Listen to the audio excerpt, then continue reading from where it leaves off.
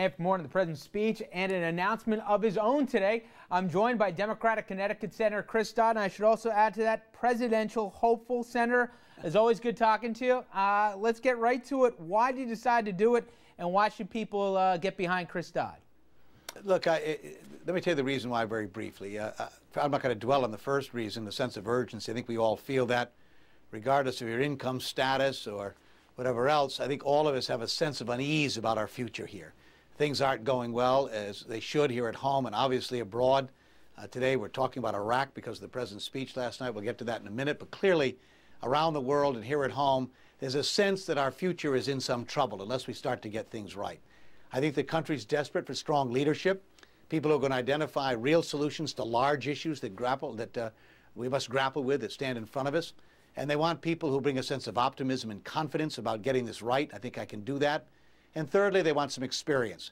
In years past, if I stood before you and said I have 25 years of experience in the United States Senate, that would disqualify me probably from being a candidate. I think in light of what we've been through over the last 6 years, people are deciding that this is not a position for on-the-job training. It's not a time for training wheels. We need to have people who actually know how to do this, who know what leadership means, who understand the power of the presidency and what it can mean for our country, both at home and abroad, and how to bring people together, which I've done over and over again on domestic and foreign policy issues for the 25 years, a quarter of a century I've been in the Senate. And also I think people recognize that we have an obligation. I've got young children, a 5-year-old, a 22-month-old. I want my 2 daughters to grow up in a safer country, in a safer world.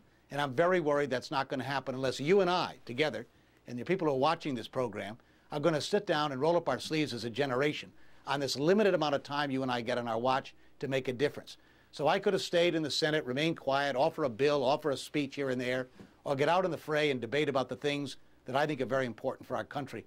I decided on this latter course. I know it's a big move. I'm prepared for it.